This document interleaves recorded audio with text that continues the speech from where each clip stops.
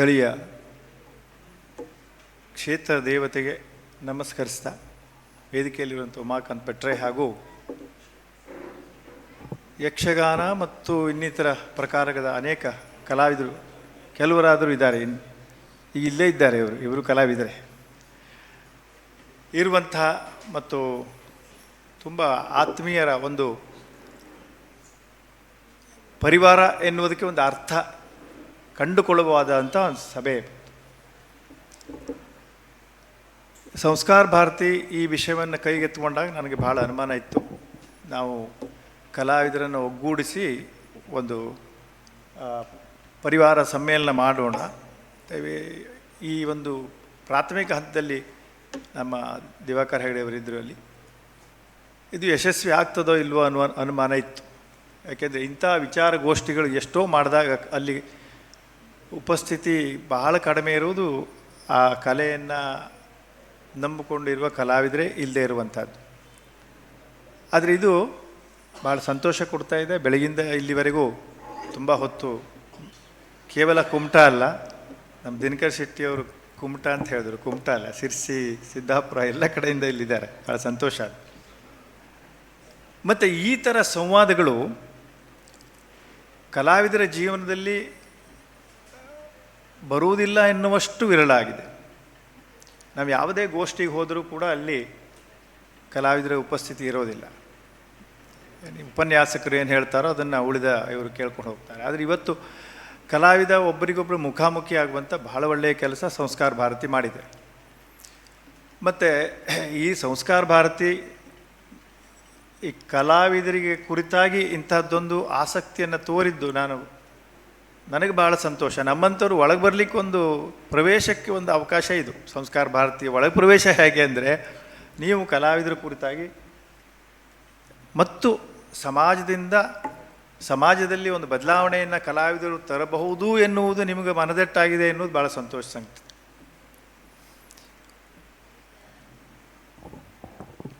ಕಲಾವಿದರಿಗೆ ನಮಗೊಂದು ನಮ್ಮ ಯೋಜನೆ ಸಮಸ್ಯೆಗಳು ಇದನ್ನೆಲ್ಲ ಪರಸ್ಪರ ಹಂಚಿಕೊಳ್ಳಲಿಕ್ಕೆ ಒಂದು ವ್ಯವಸ್ಥೆ ಬೇಕಾಗಿತ್ತು. ಇವತ್ತು ವ್ಯಾಪಕವಾಗಿ ಅನೇಕ ಶಾಖೋಪಶಾಖೆಯಿಂದ ತುಂಬಿರುವಂಥ ಸಂಸ್ಕಾರ ಭಾರತಿ ಎಲ್ಲ ಕಲಾವಿದರಿಗೂ ಒಂದು ತಮ್ಮ ಸಮಸ್ಯೆಗಳನ್ನು, ತಮ್ಮ ಸಂವಾದವನ್ನು ನಡೆಸಿಕೊಡುವುದಕ್ಕೆ ಅನುಕೂಲ ಆಗ್ಬೋದು ಅಂತ. ಇಲ್ಲದೇ ಇದ್ದರೆ ಈ ಒಂದು ಮಾತುಕತೆಗೆ ನಡೆಯೋದಿಲ್ಲ. ಯಾಕೆಂದರೆ ನಾವು ಆ ಮೇಳದ ಕಲಾವಿದರು, ಇವರು ಈ ಮೇಳದ ಕಲಾವಿದರು, ಇವರು ಘಟ್ಟದ ಮೇಲಿನವರು, ಇವರು ಘಟ್ಟದ ಕೆಳಗಿನವರು, ನಾವು ಒಂದಾಗುವ ಪ್ರಶ್ನೆಯೇ ಇಲ್ಲ. ಈಗ ನೀವು ಸಂಸ್ಕಾರ ಭಾರತಿಯವರು ಯಾವ ಮೇಳಕ್ಕೂ ಸಂಬಂಧಪಟ್ಟವರಲ್ಲ, ಯಾವ ಭಾಗಕ್ಕೂ ಸಂಬಂಧಪಟ್ಟವರಲ್ಲ. ಹಾಗಾಗಿ ಈ ಛತ್ರದ ಅಡಿಯಲ್ಲಿ, ಛಾಯೆಯಲ್ಲಿ ಕಲಾವಿದರಿಗೆ ಒಂದಿಷ್ಟು ನಾನಾ ರೀತಿಯಾದಂಥ ಸಂವೇದನೆಗಳನ್ನು ಹಂಚಿಕೊಳ್ಳೋದಕ್ಕೆ ಅನುಕೂಲ ಆಗ್ಬೋದು ಅಂತ ಒಂದು ನಿರೀಕ್ಷೆ. ಇದು ಪ್ರಥಮ ಸಮ್ಮೇಳನ. ಇವತ್ತಿಲ್ಲಿ ತುಂಬ ಬಹಳ ಒಳ್ಳೆಯ ಒಂದು ಗೋಷ್ಠಿ ಕೂಡ ಆಗಿದೆ. ಅದಕ್ಕೆ ಎಲ್ಲ ಕಲಾವಿದರು ಇದ್ದಾರೆ ಎನ್ನುವುದು ಕೂಡ ಅಷ್ಟೇ ಮಹತ್ವ. ಅನೇಕ ವಿಷಯಗಳು ಚರ್ಚೆ ಆಗಿದೆ ಇವತ್ತಿನ ಗೋಷ್ಠಿಯಲ್ಲಿಯೇ. ನಮ್ಮ ವಿದ್ಯಾವಾಚಸ್ಪತಿ ಉಮಾಕಾಂತ್ ಭಟ್ರು ಹೇಳಿದಂಥ ಅನೇಕ ಮತ್ತು ಕಡೆಗೆ ಬಂದ ಪ್ರಶ್ನೆಗಳು, ಎಷ್ಟೋ ಪ್ರಶ್ನೆಗಳು ಕಲಾವಿದರ ಮನಸ್ಸಲ್ಲಿದೆ. ಯಾಕೆಂದರೆ ಇವತ್ತಿನ ನಮ್ಮ ಯಕ್ಷಗಾನ ಕಲಾವಿದರಿಗೆ ಪುರ್ಸೊತ್ತು ಅನ್ನುವುದೇ ಇಲ್ಲ. ಯಾವ ವಿಷಯದಲ್ಲೂ ಆಟದಿಂದ ಆಟಕ್ಕೆ ದಾಟುವುದು ಮಾತ್ರ. ಈಗ ಇಲ್ಲೊಂದು ಪ್ರಶ್ನೆ ಬಂತು, ನಮ್ಮ ವಿಡಿಯೋ ನೋಡಿ ಈಗ ಏನೊಂದು ನಡೆ ಇದೆ, ಯಕ್ಷಗಾನದಲ್ಲಿ ಒಂದು ನಡೆ ಇದೆ. ಆದರೆ ಇವತ್ತು ವಿಡಿಯೋಗಳನ್ನು ನೋಡಿ ನೀವು ಹೇಳಿದೆ ಅಲ್ವಾ, ತುಂಬ ಅಪಾಯಕಾರಿಯಾದಂಥ ಸಂಗತಿಗಳು ಇಲ್ಲಿದೆ. ಇದನ್ನು ಹೇಗೆ, ಈ ಪ್ರಶ್ನೆಯನ್ನು ಕಲಾವಿದರ ಒಟ್ಟಿಗೆ ನಾವು ಜೋಡಿಸುವುದು ಹೇಗೆ? ಇಂಥ ಪ್ರಶ್ನೆಗಳು, ಏಕೆಂದರೆ ನಮಗೆ ಆಟ ನೋಡುವವರು ಬೇಕು, ಆಟ ನೋಡುವವರ ಪ್ರಶ್ನೆಗೆ ಉತ್ತರವೂ ಬೇಕು. ಇದು ಬಹುಶಃ ನಮ್ಮ ಸಂಸ್ಕಾರ ಭಾರತಿ ಮುಂದೆ ಕೈಗೆತ್ತಿಕೊಳ್ಳಿ ಅಂತ ನಾನು ಈ ಸಂದರ್ಭದಲ್ಲಿ ಹೇಳ್ತೇನೆ. ಇನ್ನೊಂದು ವಿಷಯ ಅಂದರೆ, ಕಲೆ ಅಂದ ತಕ್ಷಣ ಬಹಳ ವಿಸ್ತಾರವಾದದ್ದು. ಸಂಸ್ಕಾರ ಭಾರತಿ ಬಹುಶಃ ಯಕ್ಷಗಾನ ಕಲೆ ಮಾತ್ರ ಅಲ್ಲ, ಯಕ್ಷಗಾನ ಎನ್ನುವ ಅನೇಕ ವಿಧಾನ ಇರುವಂತಹ ಕರ್ನಾಟಕದ ಅವರನ್ನೂ ಕೂಡ ಸೇರಿಸ್ಕೊಂಡು ಒಂದು ವಿಚಾರ ಮಾಡಬೇಕಾದ ಅವಶ್ಯಕತೆ ಇದೆ. ಶ್ರೀನಿವಾಸ ಅವರು ಕೇಳ್ತಾ ಇದ್ದೀರಿ ಅಲ್ವಾ? ನಿಮ್ಮಲ್ಲಿ ವಿನಂತಿ ಮಾಡಿಕೊಳ್ತಾ ಇದ್ದೇನೆ. ಘಟ್ಟದ ಕೋರೆ ಯಕ್ಷಗಾನ ಇದೆ, ಒಂದೇ ಒಂದು ಕುಟುಂಬ ಇದೆ. ಮೂಡಲ್ಪಾಯ ಯಕ್ಷಗಾನ ಕೇಳುವವರಿಲ್ಲದೆ ಇದ್ದಾರೆ. ಹೀಗೆ ನಮ್ಮ ಈ ಯಕ್ಷಗಾನ ಎಷ್ಟು ಪ್ರಭಾವಿಶಾಲಿಯಾಗಿದೆಯೋ ಅದರ ಕುರಿತು ಉಳಿದ ಯಕ್ಷಗಾನದವರು ತುಂಬ ಒಂದು ಅವಸ್ಥೆಯಲ್ಲಿದ್ದಾರೆ. ಅದು ಕೂಡ ಭಾರತದ ಸಂಸ್ಕೃತಿಯ ಒಂದು ಭಾಗವೇ ಆಗಿದೆ. ಹಾಗೆ ಇವತ್ತು ನಮ್ಮ ಕರಾವಳಿಯ ಯಕ್ಷಗಾನವನ್ನು, ಅದರಲ್ಲೂ ನಾವು ಇವತ್ತು ಉತ್ತರ ಕನ್ನಡಕ್ಕೆ ಮಾತ್ರ ಸೀಮಿತವಾಗಿ ನಾವು ಇಲ್ಲಿ ಸೇರಿದ್ದೇವೆ, ಮಾತುಕತೆಯನ್ನು ಆಡ್ತಾ ಇದ್ದೇವೆ. ಬಹುಶಃ ಎಲ್ಲ ಪ್ರಶ್ನೆಗೂ ಇಲ್ಲಿ ಈಗ ಕೇಳಿದ ಪ್ರಶ್ನೆಗಳಿಗೆಲ್ಲ ಸರಿಯಾದ ಉತ್ತರ ಅವರು ಕೊಟ್ಟಿದ್ದಾರೆ ಅಂತ ನಾನು ಭಾವಿಸ್ತೇನೆ. ಸನ್ಮಾನ್ಯ ನಾಗರಾಜ್ ನಾಯ್ಕರು ಒಂದು ಪ್ರಶ್ನೆ ಎತ್ತಿದರು. ಆಗ ಒಂದು ಘಟನೆ ನೆನಪಾಯಿತು ನನಗೆ. ಈ ಫೇಸ್ಬುಕ್ಕಲ್ಲಿ ತುಂಬ ಡಿಸ್ಕಸ್ ಆದ ವಿಷಯ ಅದು ಯಾವುದು, ಉಜಿರೆ ಅಶೋಕ್ ಭಟ್ರದ್ದು. ಒಂದು ದಿವಸ ಸಾಗರದಲ್ಲಿ ಆಟ, ತಂದೆಯವರ ಕಂಸ, ನಿಜವಲ್ಲ ಮಾತು ನಿಜವಲ್ಲ ಎನ್ನುವುದಕ್ಕೆ ಅವರು ಅಭಿನಯ ಮಾಡ್ತಾ ಇದ್ದಾರೆ. ಆಗ ಸಭೆಯಲ್ಲಿ ಒಬ್ಬ ಎದ್ದು ನಿಂತು, ಹೆಗ್ಡೆಯವರೇ ನೀವು ಘಟ್ಟದ ಕೆಳಗೆ ಚೆನ್ನಾಗಿ ಮಾಡ್ತೀರಿ, ಘಟ್ಟದ ಕೆಳಗೆ ಚಾಲೋ ಮಾಡೋದಿಲ್ಲ ಅಂತ ವಾದ ಶುರು ಮಾಡಿದ. ಆಟ ನಿಂತೋಯ್ತು. ಈಗ ಅಶೋಕ್ ಭಟ್ರದ್ದು ಮೊದಲನೇ ಆದಂತಹ ಘಟನೆ ಅಲ್ಲ, ಅಲ್ಲಿ ಮಾತುಕತೆ ಏನೇ ಇದ್ದಿರ್ಬೋದು. ತುಂಬ ಕಡೆಗೆ ಮಾಬಲ್ ಹೆಗಡೆಯವರು, ಶಂಭು ಹೆಗಡೆಯವರು, ಅನೇಕ ಹಿರಿಯ ಕಲಾವಿದರು ನೀವು ಆಟ ನಾವು ಮಾಡಬೇಕಾ ಅಥವಾ ನೀವು ಮಾಡ್ತೀರ ಅಂತ ಕೇಳಿ ನಿಲ್ಲಿಸಿದ್ದು ಉಂಟು. ಏಕೆಂದರೆ ಈಗ ಒಬ್ಬ ಕಲಾವಿದನ ಹಿಂಸೆ ಏನು, ಆ ಸಂದರ್ಭದಲ್ಲಿ ಅವನಿಗೆ ಆಗ್ತಿರುವ ತೊಂದರೆ ಏನು, ಆ ಮಗ್ಗಲನ್ನು ಕೂಡ ನಾವು ನೋಡಬೇಕಾಗ್ತದೆ. ಆದರೆ ಈ ಮಗ್ಗಲನ್ನು ಹೇಳುವ ಅವಕಾಶ ಇಲ್ಲದೆ ಇದ್ದಷ್ಟು ಅದು ದೊಡ್ಡದಾಗಿ ಬೆಳೆದು ಹೋಯಿತು ಆ ಸಂಗತಿಗಳು. ಹಾಗಾಗಿ ನಮ್ಮ ಓದುಗರು ಹೇಗೋ, ನಮ್ಮ ಪುಸ್ತಕಗಳು ಹೇಗೋ, ನಮ್ಮ ಓದುಗರು ಹೇಗೋ ಆ ರೀತಿಯ ಸಂಬಂಧ, ನಮ್ಮ ಪ್ರೇಕ್ಷಕರಾಗೋ ನಮ್ಮ ಆಟ ಹಾಗೆ ಎನ್ನುವ ಹಾಗೆ. ಅದರಲ್ಲಿ ಅಷ್ಟು ಒಂದು ನಿರೀಕ್ಷೆಯನ್ನು ಕಲಾವಿದ ಮಾಡ್ತಾನೆ. ಆಗ ಈ ಥರ ಈಗ ಇಲ್ಲಿ ಒಂದು ಪ್ರಶ್ನೆ ಬರ್ತದೆ, ಅದರಲ್ಲಿ ಜಾಲತಾಣದಲ್ಲಿ ನೋಡಿದ್ದೇನೆ, ಅವನು ಭಾಗವತರಿಗೆ ಸಿಳ್ಳೆ ಹೊಡೆದದ್ದು ಅಂತ. ನಮ್ಮ ಆಟದಲ್ಲಿ ಭಾಗವತರಿಗೆ ಸಿಳ್ಳೆ ಹೊಡೆಯುವುದು, ಚಂಡೆಗೆ ಸಿಳ್ಳೆ ಹೊಡೆಯುವುದು ಇಲ್ಲ. ಅದು ಇಡೀ ಒಟ್ಟು ಪ್ರದರ್ಶನ. ಅದು ಬೇರೆ ಬೇರೆ ಜನರಿಗೆ ಬೇರೆ ಬೇರೆ ಅಭಿವ್ಯಕ್ತಿಗೆ ಅವಕಾಶ ಇಲ್ಲ. ರಂಗದಲ್ಲಿ ಇರುವ ಮುಂದೆ ಇದ್ದ ಕಲಾವಿದನಿಗೆ ಸಿಗುವಂಥದ್ದು. ಅಂದರೆ ಇದು ಯಕ್ಷಗಾನ ರಂಗಭಾಷೆಯಲ್ಲಿ ಈಗಿತ್ಲಾಗಿ ಬಂದಿರುವಂಥದ್ದು. ಭಾಗವತರು ಸಪ್ರೇಟಾಗಿ ಚಪ್ಪಾಳೆ ತಗೊಳ್ಳೋದು, ಕುಣಿತದವರಿಗೆ ಸಪ್ರೇಟಾಗಿ ಚಪ್ಪಾಳೆ ಬೀಳುವಂಥದ್ದು, ತುಂಬ ವಿಚಿತ್ರವಾದ ಸನ್ನಿವೇಶ ಇದೆ. ಅಂದರೆ ನಾವು ರಂಗಸ್ಥಳದಲ್ಲೇ ವಿಘಟನೆ ಹೊಂದು ಹೋಗ್ಬಿಟ್ಟಿದ್ದೇವೆ. ಇಡೀ ಪ್ರದರ್ಶನ ನೀವು ಒಂದು ರಂಗಸ್ಥಳ ನೋಡಿದ್ರೆ ಕೆಲವೊಮ್ಮೆ ಅಲ್ಲಿ ಹಿಮ್ಮೇಳ ಬೇರೆ ಮುಮ್ಮೇಳ ಬೇರೆ. ಕಾಣುವುದಕ್ಕೆ ಮಾತ್ರ ಹಿಮ್ಮೇಳ ಮುಮ್ಮೇಳ ಒಂದಾಗಿ ಕಾಣ್ತದೆ, ಅದರ ವಸ್ತುಸ್ಥಿತಿಯಲ್ಲಿ ಬೇರೆ ಇರ್ತದೆ. ಮತ್ತು ಇನ್ನಿತರ ಹಲವು ಸಂಗತಿಗಳು ಸೇರಿರ್ತದೆ. ಹಾಗೆ ಅಂಥ ಸನ್ನಿವೇಶ, ಈ ಅದ್ಭುತವಾದ ಕಲೆ, ದಿವಸ ಪ್ರದರ್ಶನ, ಸಾವಿರ ಪ್ರದರ್ಶನ ಇರುವಂಥ, ಅಂದರೆ ಒಬ್ಬ ಗಜ್ಜೆ ಕಟ್ಟಿ ಯಕ್ಷಗಾನಕ್ಕೆ ಬಣ್ಣ ಹಚ್ಚಿ ರಂಗಸ್ಥಳಕ್ಕೆ ಬರುವಷ್ಟು ಸಿದ್ಧ ಆದ ಮೇಲೆ ಅವನು ಇನ್ನು ಆಟಕ್ಕೆ ಬರೋದಿಲ್ಲ ಎನ್ನುವಷ್ಟು ಆಟ ಕುಣಿಯುವುದಕ್ಕೆ ಅವಕಾಶ ಇದೆ. 50-60 ವರ್ಷಗಟ್ಟಲೆ. ಬಹುಶಃ ಜಗತ್ತಿನ ಯಾವ ಕಲಾವಿದನಿಗೂ ಇಷ್ಟು ಪ್ರೋತ್ಸಾಹ ಇಲ್ಲ. ನೀವು ನೋಡಿ, 8-10 ವರ್ಷ ಕಲಿಯುವ ಯಾವುದೇ ಒಂದು ವಿದ್ಯೆ, ಭರತನಾಟ್ಯ ಇರ್ಬೋದು, ಸಂಗೀತ ಇರ್ಬೋದು, 10-12 ವರ್ಷ ಕಲಿತ್ರೆ ನಮ್ಮಲ್ಲಿ ಒಂದು ಬಾಲಗೋಪಾಲ ವೇಷ ಮಾಡುವನಷ್ಟು ಅವರು ಇಡೀ ಜೀವನದಲ್ಲಿ ಮಾಡಲಿಕ್ಕೆ ಸಾಧ್ಯ ಇಲ್ಲ. ಅಂದರೆ ಈ ರಂಗಭೂಮಿಗೆ ಎಷ್ಟು ಅವಕಾಶ ಕೊಟ್ಟಿದೆ ನಮ್ಮ ಜನತೆ ಅನ್ನೋದನ್ನು ನಾವು ಗಮನಿಸಬೇಕು. ಇಷ್ಟು ಸಮೃದ್ಧವಾಗಿ ಅವಕಾಶ ನಮಗೆ ಕೊಟ್ಟಿರುವ ಸಂದರ್ಭ ಇದು. ಈ ರಂಗಭೂಮಿಯನ್ನು ನಾವು ಉಳಿಸಿಕೊಳ್ಳುವ ಹಂತದಲ್ಲಿ ಏನೇನು ಮಾಡಬೇಕು, ಇದನ್ನು ನಾವೆಲ್ಲ ಒಟ್ಟಾಗಿ ಚಿಂತೆ ಮಾಡಬೇಕಾದ ಅವಶ್ಯಕತೆ ಇದೆ. ಅಂದರೆ ನಾವು ನಮ್ಮೂರಿನ ಆಟ, ನಮ್ಮ ಮೇಳದ ಆಟ, ನಮ್ಮ ಯಜಮಾನರ ಆಟ, ನಮಗೆ ಬೇರೆ ಬೇರೆ ರೀತಿಯಲ್ಲಿ ಸಹಾಯ ಮಾಡಿದ್ದಾರೆ ಆದ್ದರಿಂದ ಆಟ, ಇದೆಲ್ಲರಿಂದ ಹೊರಗೆ ಬರುವುದು ಹೇಗೆ ಅಂತ ನೋಡಬೇಕಾಗಿದೆ. ಇದೆಲ್ಲ ಬೇಕು. ಆದರೆ ಮೂಲಭೂತವಾಗಿ ಕಲಾತ್ಮಕವಾಗಿ ಯಕ್ಷಗಾನ ಎಷ್ಟು ದೂರ ಸಾಗಬೇಕು. ಈಗ ಯಕ್ಷಗಾನಂ ಗೆಲ್ಗೆ ಯಕ್ಷಗಾನ ವಿಶ್ವಗಾನ ನಾವು ಬರೆಯಬಹುದು. ಆದರೆ ಆ ಹೊಣೆಗಾರಿಕೆ ಎಷ್ಟು ಯಾರು ಹೊರಲಿಕ್ಕೆ ತಯಾರಿದ್ದಾರೆ, ಆಮೇಲೆ ಇದಿಷ್ಟು ಕ್ಷೇತ್ರವನ್ನು ಬಿಟ್ಟು ಮುಂದೆ ಹೋಗ್ತದೆ ಅಂತ ಯಾರಿಗಾದರೂ ಅನಿಸ್ತಾ ಇದೆಯೋ? ಈಗ ನಾವು ಕನ್ನಡವನ್ನು ಉಳಿಸ್ತೇವೆ ಅಂತ ಹೇಳ್ತೇವೆ ಯಕ್ಷಗಾನದಲ್ಲಿ, ಆದರೆ ಇದೇ ಮಾತು ಉತ್ತರ ಕರ್ನಾಟಕದಲ್ಲಿ ನಿಂತು ನಾವು ಹೇಳ್ತಾ ಇದ್ದೇವೆ. ಯಾಕೆಂದ್ರೆ ನಮ್ಮ ರಂಗಭೂಮಿ ಹೋಗಲೇ ಇಲ್ಲ ಅಲ್ಲಿ. ಧಾರವಾಡವೋ ಬೆಳಗಾವೋ ಆ ಕಡೆಗೆ ನಾವು ಈ ಮಾತು ಹೇಳೋದಿಲ್ಲ, ಯಕ್ಷಗಾನದಿಂದ ಕನ್ನಡ ಉಳಿದಿದೆ ಅಂತ. ಎಲ್ಲಿ? ಇಡೀ ಕರ್ನಾಟಕದಾದ್ಯಂತ ಯಕ್ಷಗಾನದ್ದು ಒಂದು ಮೇಜರ್ ಆಗಿ ಕನ್ನಡ ಉಳಿದಿದೆ ಅನ್ನುವಂಥ ನಮ್ಮ ಮಾತನ್ನು ಹೇಳಲಿಕ್ಕೆ ನಮಗೆ ಧೈರ್ಯ ಇದೆಯೋ? ಯಾಕೆಂದ್ರೆ ನಾವು ಇಡೀ ಕರ್ನಾಟಕವನ್ನೂ ತಲುಪಿಲ್ಲ. ಇದೆಲ್ಲ ಯಾಕೆ? ಉತ್ತರ ಇಲ್ಲ ಅಂತಲ್ಲ. ಇದನ್ನು ಹೇಳಿದರೆ ತುಂಬ ಕಹಿಯಾದ ಸತ್ಯವನ್ನು ನಾವು ಒಪ್ಕೊಳ್ಬೇಕಾಗ್ತದೆ. ಯಕ್ಷಗಾನ ವಿಸ್ತಾರ ಆಗಬೇಕು, ಎಲ್ಲಿವರೆಗೆ ಆಗಬೇಕು? ವಿಸ್ತಾರ ಆಗಲಿಕ್ಕೆ ಯಾರ್ಯಾರು ಏನೇನು ಮಾಡಬೇಕು? ಈಗ ಸದ್ಯದ ಪರಿಸ್ಥಿತಿಯಲ್ಲಿ ಇರುವ ಯಕ್ಷಗಾನವೇ ಅಂತಿಮವಾದ ಒಂದು ಲಕ್ಷ್ಯವೋ ಹೇಗೆ? ಕೆಲವರು ಹಾಗೇ ಇದೆ, ಇದು ಅಂತಿಮ ಲಕ್ಷ್ಯ, ನಾವು ಕುಣಿಯೋದಕ್ಕೆ ಕಲಿಯೋದು, ಯಾವುದಾದ್ರು ಮೇಳಕ್ಕೆ ಸೇರಿಕೊಳ್ಳೋದು, ಅಲ್ಲಿ ಇಡೀ ಜೀವನ ಕಳೆಯೋದು, ಇದು ಅಂತಿಮ ಲಕ್ಷ್ಯ ಅಂತಿದೆ. ಇದರಿಂದ ಕಲೆ ವಿಸ್ತಾರ ಆಗಬಹುದಾ? ಎಷ್ಟು ಮಟ್ಟಿಗೆ ಕಲಾವಿದ ತನಗೆ ಒಂದು ಸ್ಪೇಸನ್ನು ಕೊಟ್ಕೊಳ್ಬೇಕು? ಇದಕ್ಕೆ ಕೂಡ ನಾವು, ಯಾಕೆಂದರೆ ಬೇರೆ ರಂಗಭೂಮಿಯೊಟ್ಟಿಗೆ ನಾವು ಹೇಗೆ ಸಂವಾದ ನಡೆಸ್ಬೋದು, ಅವರು ಏನು ಒಳ್ಳೆಯದನ್ನು ಮಾಡಿದ್ದಾರೆ ಅದನ್ನು ಇಲ್ಲಿ ತರುವುದು ಹೇಗೆ?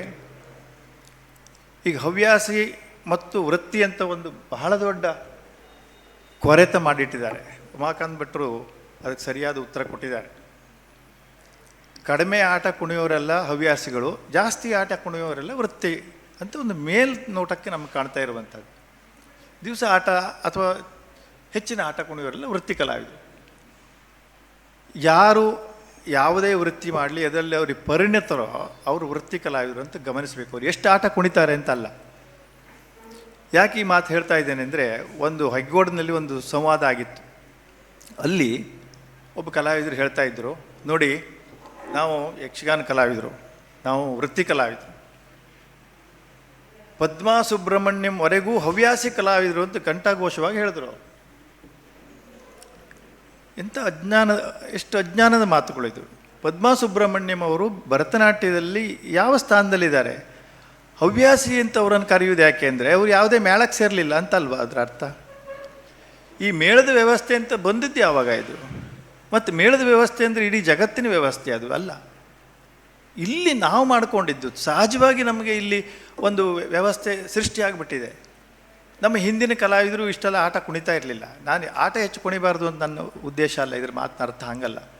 ಆದರೆ ಆಟ ಹೆಚ್ಚು ಕುಣಿಯೋರೇ ವೃತ್ತಿ ಕಲಾವಿದರು ಅಂತ ಗುರುತು ಮಾಡೋದಿದೆಯಲ್ಲ, ಅದು ನಿಜವಾದ ವಿಷಯ ಅಲ್ಲ. ಯಾರು ತನ್ನ ವೃತ್ತಿಯಲ್ಲಿ ಶ್ರೇಷ್ಠತೆಯನ್ನು ಸಾಧಿಸಿದಾರೋ ಅವರು ನಿಜವಾದ ಕಲಾವಿದರು. ವೃತ್ತಿ ಈಗ ಹವ್ಯಾಸಿ ಹಿಂದೂಸ್ತಾನಿ ಗಾಯಕರು ಅಂತಿದ್ದಾರಾ? ಹವ್ಯಾಸಿ ಭರತನಾಟ್ಯ ಕಲಾವಿದರು ಅಂತಿದ್ದಾರಾ? ಅಂದರೆ ಇಲ್ಲಿ ನಮಗೇನಾಗಿದೆ ಅಂದರೆ, ಯಾರಿಗೂ ನಾವು ವೇದಿಕೆಯನ್ನು ಹಂಚಿದ್ರಿಂದ ಅವ್ರು ಸ್ವಲ್ಪ ಹಿಂಗೆ ಹೆಚ್ಚು ಕಡಿಮೆ ಮಾಡಿದ್ರೆ ನಡೀತದೆ, ಅವ್ರು ಹವ್ಯಾಸಿಗಳು ಬದಿಗಿಡ್ತಾ ಇದ್ದಾರೆ. ಹಂಗಲ್ಲ, ಅಷ್ಟು ಬೇಜವಾಬ್ದಾರಿ ನಮ್ಮ ರಂಗಭೂಮಿಗೆ ನಾವು ಮಾಡಬಾರ್ದು. ಹವ್ಯಾಸಿ ಚಿತ್ರಕಾರ ಅಂತಿದ್ದಾರಾ? ಉಳಿದ ಯಾವ ವಿಭಾಗದಲ್ಲೂ ಹವ್ಯಾಸಿ ಅನ್ನುವ ಶಬ್ದ ಇಲ್ಲ. ಈ ಹವ್ಯಾಸಿ ವೃತ್ತಿ ಬಂದಿರುವುದು ನಾಟಕದಿಂದ. ಈಗ ನಾವು ವೃತ್ತಿ ನಾಟಕವನ್ನು ನೋಡಿಕೊಂಡು, ಈ ಟೆಂಟಿನ ಆಟವನ್ನು ನೋಡಿಕೊಂಡು ನಾವು ವೃತ್ತಿ ಹವ್ಯಾಸಿ ವಿಭಾಗ ಮಾಡಬಾರ್ದು. ಉಳಿದ ಯಾವ ಶಾಸ್ತ್ರೀಯ ಕಲೆಯಲ್ಲೂ ಇಲ್ಲದೆ ಇರುವಂಥ ಈ ವಿಭಾಗ ಇರ್ಬೋದು. ದೊಡ್ಡ ಕಲಾವಿದರು, ಬಹಳ ದೊಡ್ಡ ಕಲಾವಿದರು, ಇಡೀ ಜೀವನದಲ್ಲಿ ಅವಿಸ್ಮರಣೀಯವಾದ ಒಂದು 100 ಕಾರ್ಯಕ್ರಮ ಕೊಟ್ಟಿರ್ಬೋದು. ಅವ್ರನ್ನ ಹವ್ಯಾಸಿ ಅಂತ ನೀವು ಬದಿಗಿಡ್ತೀರ, ಅವರು ನಮ್ಮ ಇಡೀ ರಂಗಭೂಮಿಗೆ ಟಾರ್ಚ್ ಅಂತ ನೀವು ಗ್ರಹಿಸ್ತೀರ. ಇದು ಹೀಗೆ ನಾನು ಸಂಸ್ಕಾರ ಭಾರತಿಗೆ ಇಂಥದ್ದೊಂದು ಕಲಾವಿದರ ಸಮ್ಮೇಳನ ಮಾಡುವಾಗ ನಾವು ಎಷ್ಟು ವಿಚಾರಗಳನ್ನು ನಾವು ಪರಸ್ಪರ, ಅಂದರೆ ಇದು ಸಾಮೂಹಿಕ ವಿಚಾರಗಳು, ವೈಯಕ್ತಿಕ ವಿಚಾರಗಳಲ್ಲ, ಸಾಮೂಹಿಕ ವಿಚಾರಗಳು. ಮತ್ತು ಗುರು ಪರಂಪರೆ ಎನ್ನುವಂಥದ್ದು, ನಾವು ಬಹಳ ಪರಂಪರೆ ಬಗ್ಗೆ ಮಾತಾಡ್ತೇವೆ. ಯಕ್ಷಗಾನದಲ್ಲಿ ಪರಂಪರೆ ಬಗ್ಗೆ ಬಹಳ ದೊಡ್ಡ ಮಾತಾಡ್ತೇವೆ.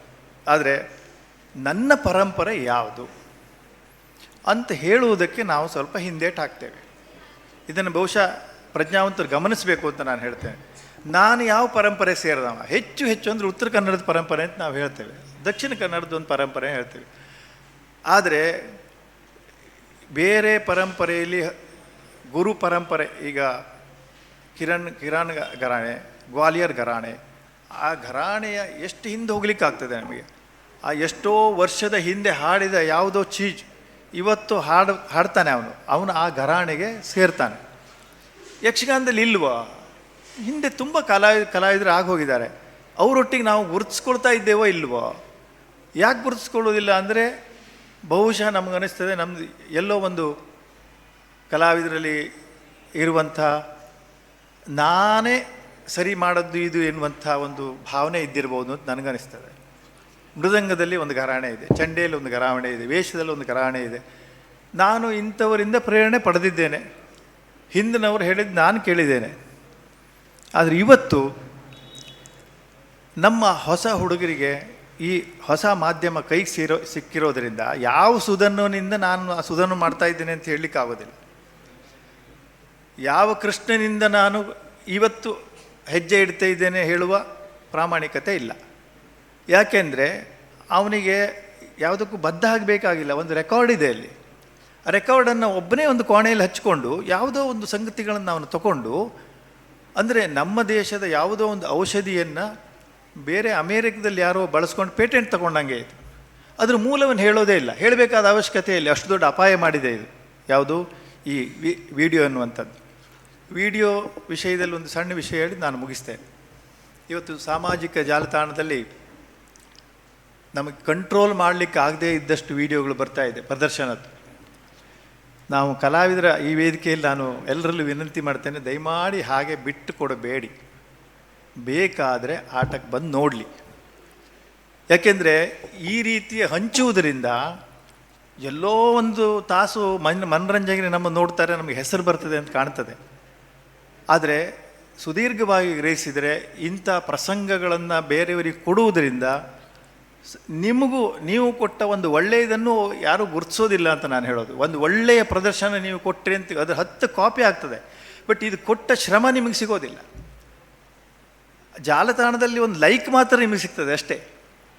ಹಾಗಾಗಿ ಎಷ್ಟೇ ಕಷ್ಟ ಆಗಲಿ, ನೀವು ಯಕ್ಷಗಾನ ಕಲಿಸ್ತಾ ಇದ್ದರೆ ಆ ಕಲಿಯುವಿಕೆಯ ಪೂರ್ಣ ಮಾದರಿಯನ್ನು ಕೊಡಬೇಡಿ. ನಿಮ್ಗೆ ಆಸಕ್ತಿ ಇದ್ದರೆ ನಿಮ್ಮ ಶಾಲೆಗೆ ಬಂದು ನೋಡಲಿ ಅವರು, ತನ್ನ ಮೂಲಕ ನಮ್ಮ ಕಲೆ ಬೆಳೀತದೆ. ಒಬ್ಬ ಕಲಾವಿದ ಯಾವುದೋ ಒಂದು ಪದ್ಯಕ್ಕೆ ಸಣ್ಣದ ತುಣುಕನ್ನು ಕೊಡಿ ಸಾಕು, ಮತ್ತು ಆ ಆಟ ನೋಡಲಿಕ್ಕೆ ಅವರು ಟೆಂಟಿಗೋ ನಮ್ಮ ಜಾಗಕ್ಕೋ ಬರಬೇಕು. ಇಷ್ಟು ಪ್ಯಾಂಪರ್ ಅಂದರೆ ಇಷ್ಟು ಈಸಿಯಾಗಿ ಯಕ್ಷಗಾನ ನಮ್ಮ ಮೊಬೈಲಲ್ಲಿ ಸಿಗುವಷ್ಟು ಆಗಬಾರ್ದು, ಅದು ಮುಂದೆ ಅಪಾಯವನ್ನು ತರ್ತದೆ. ಜೊತೆಗೆ ಇನ್ನೊಂದು ಹೇಳ್ತೇನೆ, ನನಗೆ ಕೆಲವರು ಹೇಳ್ತಾರೆ, ನಿನ್ನ ಅಪ್ಪಯಿಂದಲೇ ವಿಡಿಯೋ ಯಾಕೆ ಹಾಕೋದಿಲ್ವೋ ಅಂತ. ಒಬ್ಬರು ನನ್ನ ಹತ್ರ ಕೇಳಿದ್ರು, ಕೃಷ್ಣ ಸಂಧಾನ ನೀನು ನನ್ನ ಹತ್ರ ಉಂಟು, ಕಾಪಿ ಕೊಡ್ತೇನೆ, ಹಾಕ್ತೀಯಾ ಕೇಳಿದ್ರು. ನಾನು ಅವ್ರ ಹತ್ರ ಹೇಳಿದೆ, ಈ ಕೃಷ್ಣ ಸಂಧಾನ ಯಾವಾಗ ರೆಕಾರ್ಡ್ ಆಗದ್ದು ಅಂತ ಕೇಳಿದ್ರೆ ತಂದೆಯವರ ಇಳಿಯ ವಯಸ್ಸಿನಲ್ಲಿ ಆದಂಥ ರೆಕಾರ್ಡಿಂಗ್. ನೀವು ತಂದೆಯವರ ಕೃಷ್ಣನ ನೋಡಿದ್ದೀರಾ? ಹೌದು, ತಾನು ತುಂಬ ಒಳ್ಳೆಯ ಕೃಷ್ಣ ನೋಡಿದ್ದೀರಿ. ಆ ನೆನಪಿಟ್ಕೊಳ್ಳಿ ಸಾಕು, ಇದನ್ನು ನೋಡಬೇಡಿ. ಯಾಕೆಂದರೆ ಈಗ ಹೊಸಬರಿಗೆ ಇಷ್ಟೇನವರು ಹೀಗೆ ಮಾಡೋದಾ? ಯಾರ ಬಗ್ಗೂ ಇಂಥ ನಿರ್ಣಯ ತಗೋಬೋದು. ಇವತ್ತು ನೀವು ಹಳೆಯ ಕಲಾವಿದರ ಯಾವುದೋ ಒಂದು ಮದುವೆ ಕ್ಯಾಮ್ರಾದಲ್ಲಿ ಆದ ರೆಕಾರ್ಡನ್ನು ಇಟ್ಕೊಂಡು ಅವ್ರು ಮಾಡಿದ್ದು ಒಂದೇ ಸಣ್ಣ ತುಣುಕು ಹಾಕ್ಕೊಂಡು ಅವ್ರ ಬಗ್ಗೆ ವಿಮರ್ಶೆ ಮಾಡ್ತೀರಿ ನೀವು. ನಿಮಗೇನು ಅಂದರೆ ಇದು ತುಂಬ ಕಲಾವಿದ ಗ್ರಹಿಸಬೇಕಾದಂಥ ಒಂದು ವಿಷಯ. ಅಂದರೆ ಒಂದು ಒಳ್ಳೆಯ ಅದ್ಭುತವಾದ ಒಂದು ವೇಷವನ್ನು ನೋಡಿದ್ದೀರಿ ಶಂಭು ಹೆಗಡೆ ಅವ್ರದ್ದು ಅಂತ. ಆದರೆ ನೀವು ಈಗ ಯಾವುದೋ ಒಂದು ವಿಡಿಯೋ ನೋಡುವಂಥ ಚಪಲವನ್ನು ಮಾಡಬೇಡಿ. ಅದು ಅಳಿದು ಹೋಗ್ತದೆ, ಇದು ಉಳಿದು ಹೋಗ್ತದೆ, ಅಂದರೆ ಒಳ್ಳೆಯದು ಕಳೆದು ಹೋಗ್ತದೆ ಅಂತ.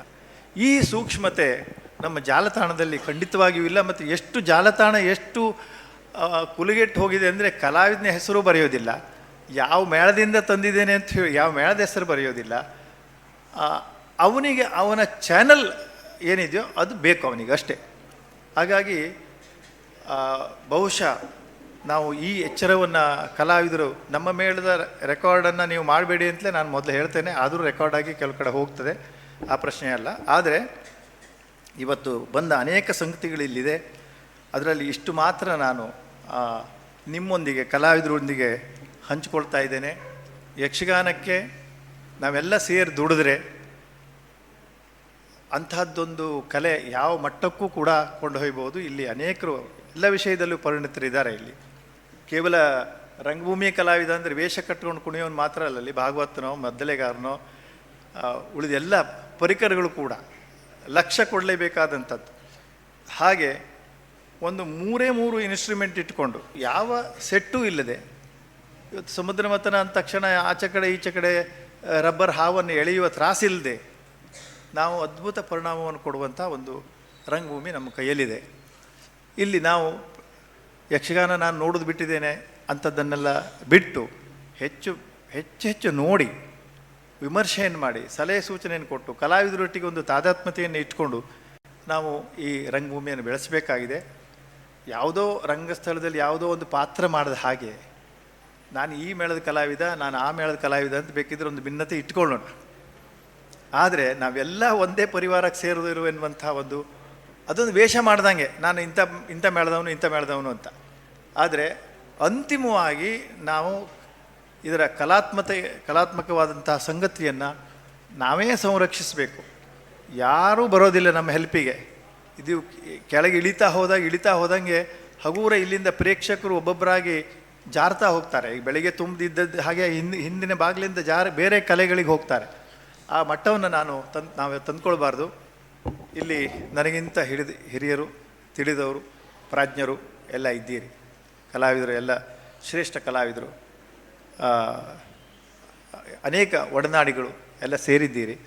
ನಾನು ಸ್ವಲ್ಪ ಏನಾದರೂ ಉಪದೇಶ ಮಾಡಿದ್ದೇನೆ ಅಂತ ಕಂಡ್ರೆ ಕ್ಷಮೆ ಇರಲಿ. ನಾನು ಕೇವಲ ನಿಮ್ಮೊಟ್ಟಿಗೆ ಒಂದು ಸಂವಾದವನ್ನು ಮಾಡುವುದಕ್ಕೆ ಮಾತ್ರ ಇಷ್ಟು ಮಾತುಗಳನ್ನು ಹೇಳಿದ್ದೇನೆ. ನಾವೆಲ್ಲ ಈ ಸಂಸ್ಕಾರ ಭಾರತಿಗೆ ನಾನು ಇನ್ನೊಮ್ಮೆ ವಿನಂತಿ ಮಾಡ್ತೇನೆ. ನಮ್ಮ ಕಲೆ, ನಮ್ಮ ಸಂಸ್ಕೃತಿ ಕಲಾವಿದರು ಉಳಿಸ್ತಾರೆ ಎನ್ನುವುದು ಸಹಜವಾದದ್ದು ಹೌದು. ಆದರೆ ನೀವು ಇದರ ಒಂದು ಮೌಲ್ಯವನ್ನು ಇವತ್ತು ಕಂಡುಕೊಂಡಿದ್ದೀರಿ.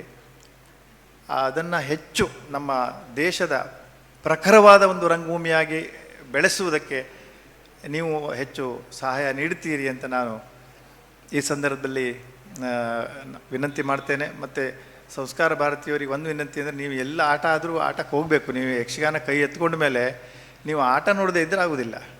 ನೀವು ಆಟ ನೋಡಬೇಕು.